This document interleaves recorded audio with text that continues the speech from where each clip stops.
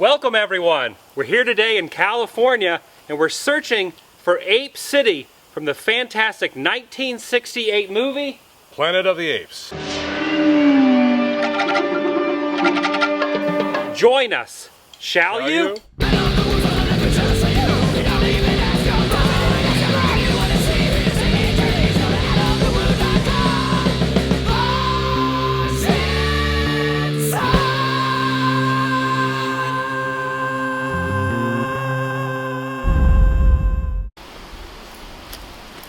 We're actually not the first people that have been out here to document the filming locations of the spot. There's a few other people on YouTube that have done it, including Count here has also done a video. Underneath this video I'll be putting a link to his video as well as a few other YouTubers who've actually been out here. But I wanted to show a few more of the small, minute details that maybe a few other people have missed. Let's continue on. Let's go.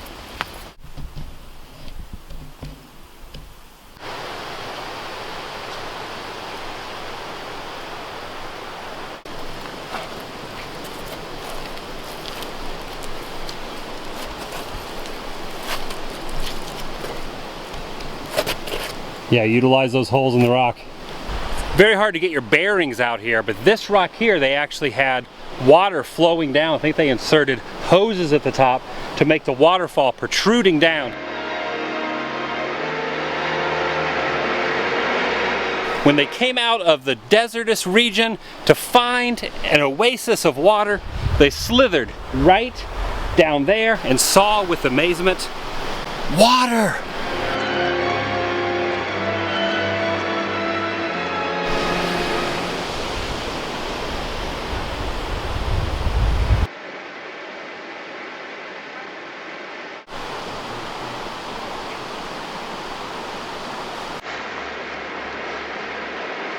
The way you can tell that this is the exact shot is because their clothes would have been trounced on those two rocks.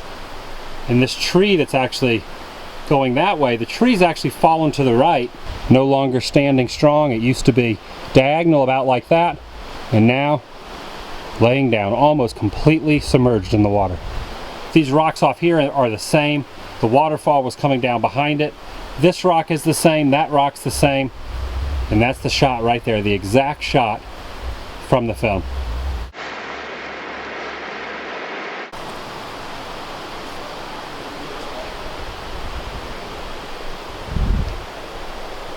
Right down there, there's 3 different rocks.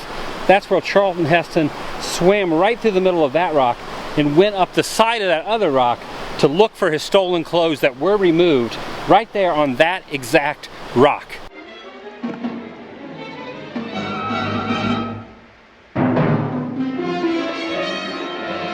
In case you were wondering the great lengths that 2 nerds will go to get a shot of Charlton Heston naked on a rock right down there. We have actually wedged ourselves in between this rock. It was very difficult and treacherous. Pretty gnarly to get here.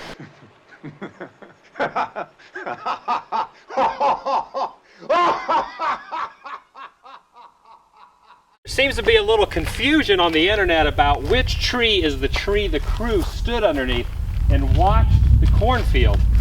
But I think we've actually pinpointed which tree it is. Which tree is it? Yeah, it's it right here. They come down, they stop at this tree, and in front of them, there's that tree, and one over there, you can't see it because the tree has gotten so much bigger. Another tree has fallen over the years, must have died. Those are the 2 trees that the people, the mute people, that were climbing in there, were throwing down the fruit. You got it off at the wrong stop. You're supposed to be the optimist, Landon. Look on the bright side. This is the best they've got around here. In 6 months, we'll be running this planet. You hear something? What is that?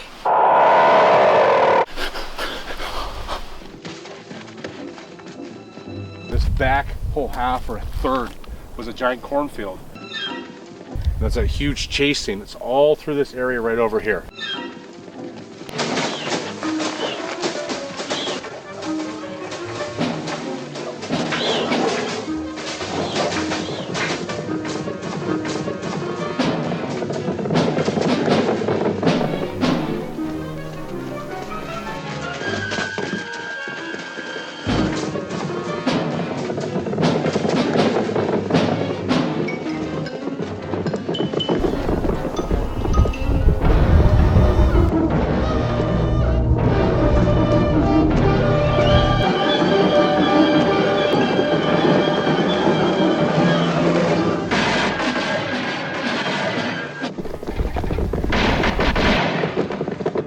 There's one long continuous shot when the ape is holding the child right about here.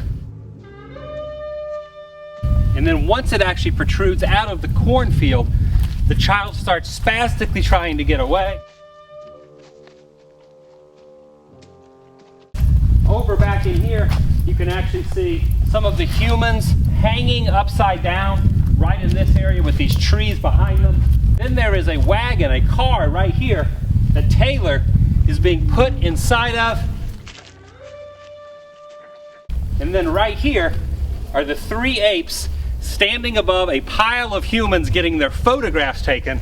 And the photographer is actually standing right here in front of this tree with all these tree trunks going different directions, standing right here behind a camera.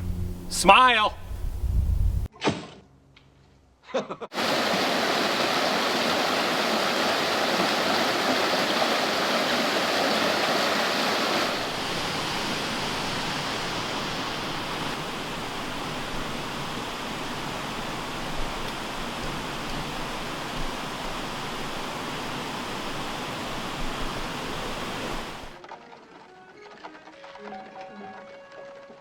Prepare yourself now for the human cages.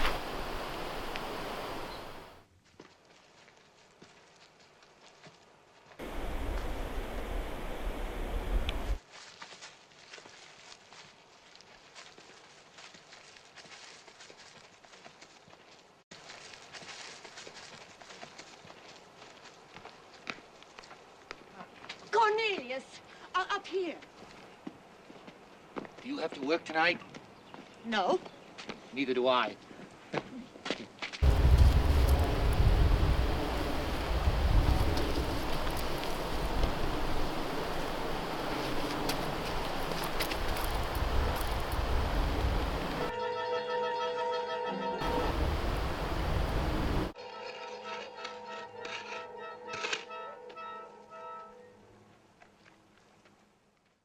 Standing right at the bottom of the steps below where they had the human cages. Behind us was a facade built the same way they built Ape City, where there's a doorway, and Zara and all the people go through down to the cages where they kept the humans.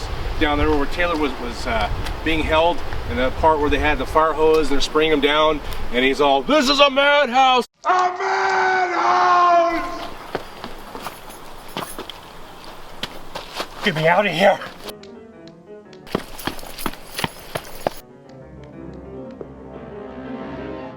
Running up these stairs at my age multiple times, considering the first take didn't work. Get out of here!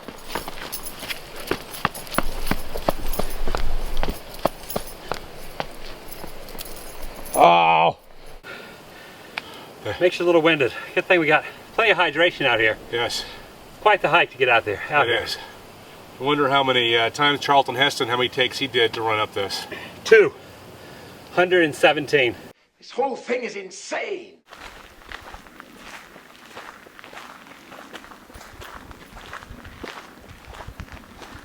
Behind me is Century Lake. You can't see it as full of foliage as has grown up over the years, but this is a lake that is right in front of where Ape City was built. The bridge that they built started here, right where Ape City is behind us, and actually went over Century Lake straight off at an angle that way. This whole area was completely empty, full of water. Ape City over that way. Really nothing left, except you can hear the stream off in the background there. Looks like the bridge would have connected right about there. The part you really don't see very much in the movie, where the bridge starts. The massive river has actually been reduced to this, basically this little stream, only a few feet deep. Instead of going all the way across, all this would have been flooded out. Not really any remnants of the bridge left. All it is just a bunch of grown over weeds and trees. Taylor? If you look at the actual rock in the mountain itself, and you can see the holes in it and the texture and the color, you can see how they actually took that as the format to design Ape City, and why they actually created Ape City and made it look the way that it looked in the movie. Just look at the side of that mountain and the holes and the colorization and the texture of the side of that mountain. Very similar to what was created up on that hill. We're standing in the exact spot where Ape City was constructed for the Planet of the Apes movie. And right over here is where they had the little overpass over the road where they put Charlton Heston in a net and dragged him up. That would be right over here to this side of us.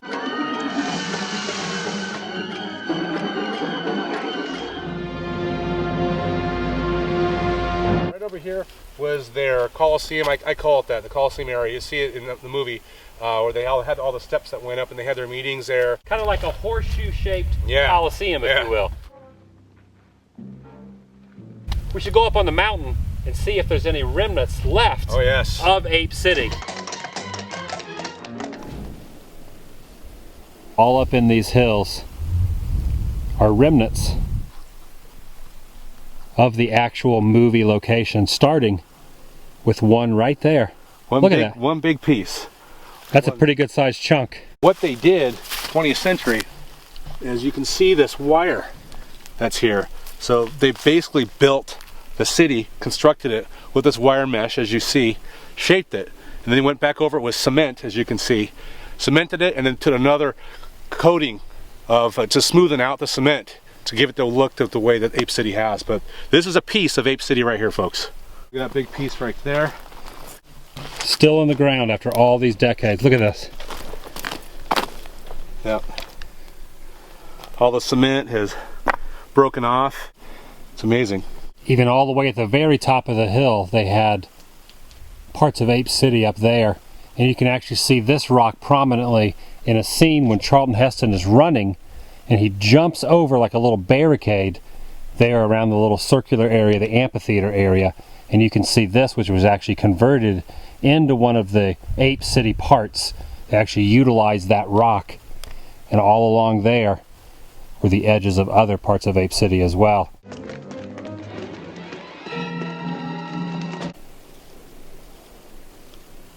Still has the coloring on it. Yeah.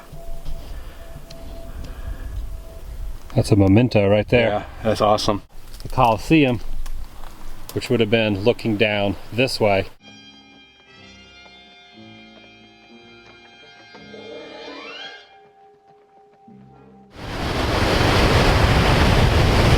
Does the sound of those waves sound familiar to you? Well, right here was where the final scenes of the movie were filmed. The only problem is we have to actually climb over those boulders onto the other side to the little cove area. When you see Nova and Taylor first ride up and they stop, and you see a high shot, maybe it's not on top of this hill right here. There's actually some scaffolding, large scaffolding that they built. And on top of that is where they placed the Statue of Liberty, just the crown and the torch. And you see him ride up, and he looks, and he gets off. That's right all right here. Right in front of so he would have gotten off the horse right here, looked up at the scaffolding which had the top of the Statue of Liberty. Right.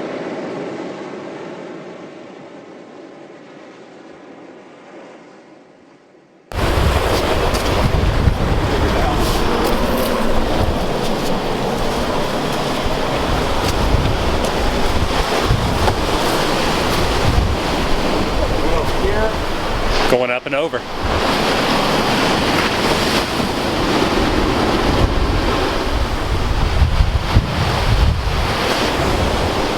Pretty cool.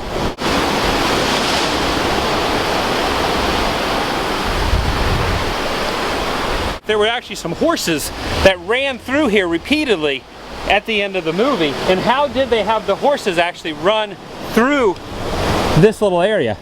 Well, you didn't see it, but when we came back from the first spot we were at, we were talking about the scaffolding. Right behind the scaffolding, there was a ramp that went over to the other side where the parking lot is.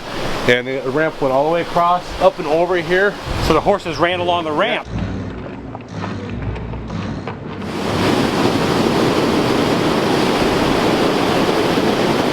You might be wondering where the Statue of Liberty would have been placed directly behind us.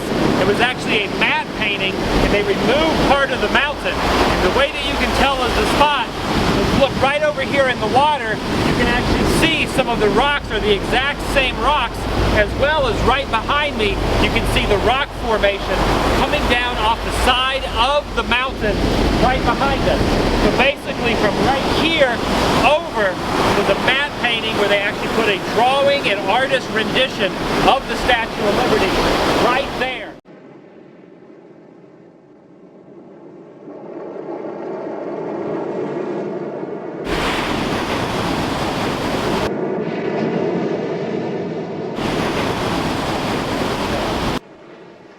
Finally, really did it.